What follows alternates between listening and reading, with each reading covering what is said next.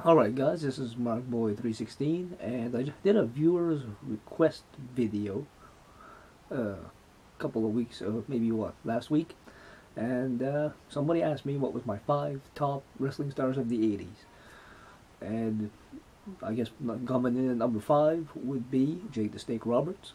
He was one of the men who invented the DDT.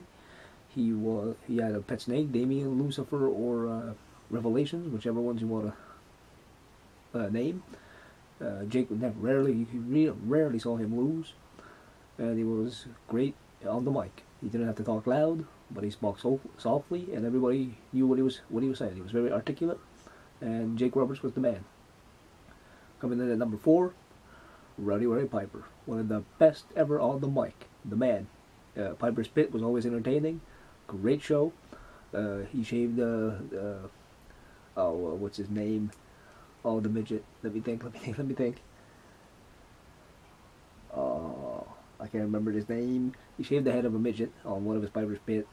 He had the Piper's Pit where Andre tore the cross off of Hogan and challenged him at WrestleMania 3. He had the one with the hitting Superfly Jimmy Snuka in the head with a coconut. And he, on the very first episode, he beat up his guest. So that was pretty cool. Piper in the ring was actually pretty good too. Former Golden Gloves champ, Canadian. He was great. He was former Eric Arnold champ. He was tag team champ with Ric Flair. He was U.S. champ in WCW, and the man was pretty good. And that's number 4. Coming in at number 3, of course, was dig it, the Macho Man Randy Savage. He could do everything. High flyer. He was charismatic. Yeah, the lovely Elizabeth as manager, and both of them worked well together. They were great couple, and they complemented each other great. He was, like I said, great high flyer, great charisma. He could go. He could do any style. He could brawl. He could fly. He could just he was a great sign. He could be a great scientific wrestler too. I've seen him have some great matches with the Ultimate Warrior. He had matches with Hulk Hogan, Jake Roberts,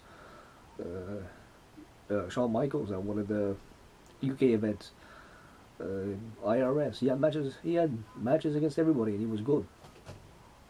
And that was number 3.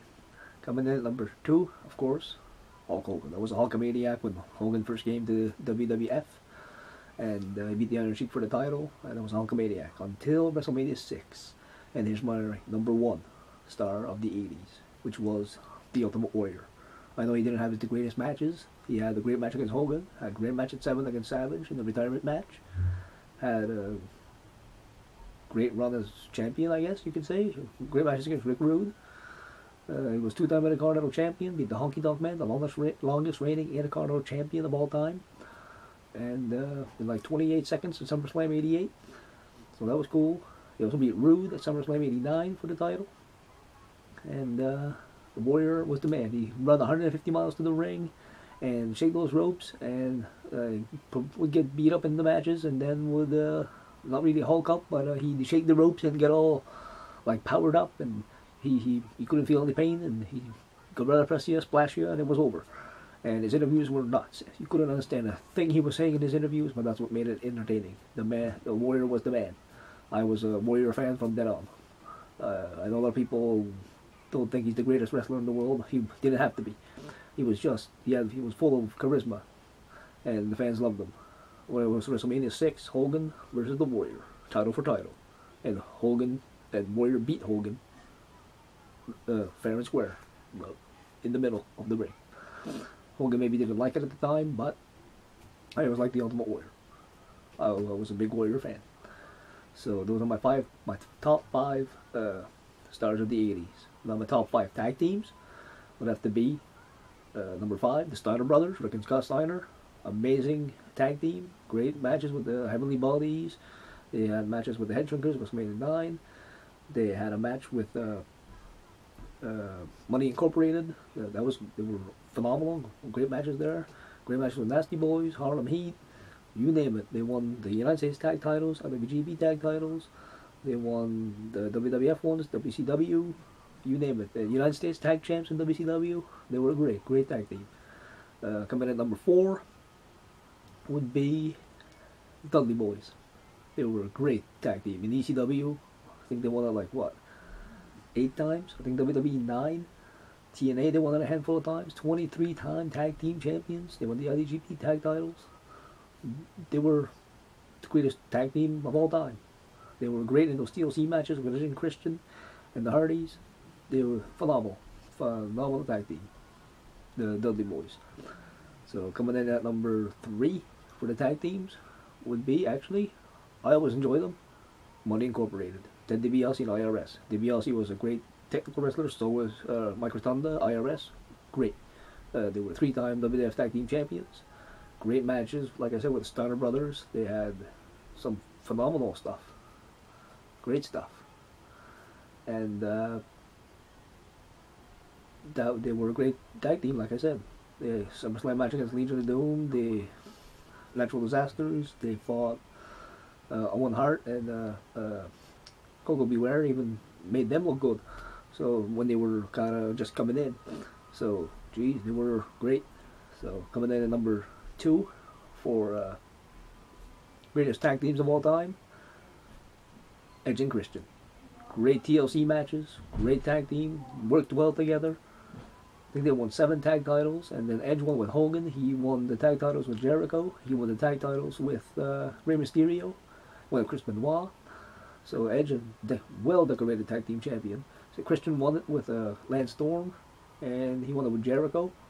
And they were both, though, as Edge and Christian, great, awesome.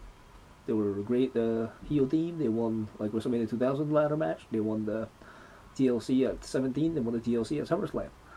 So they were always an entertaining team. The 5-second pose and stuff like that. That was awesome. And of course, my number 1, suffice to say, was the Legion of Doom, the Road Warriors. Great matches with the Midnight Express. Great matches with Tully and Arn Anderson in the AWA. In the AWA, they had matches with Kurt Hennig and Larry the Axe Hennig. The Freebirds, Terry Gordy, Michael Hayes, and Jimmy Garvin.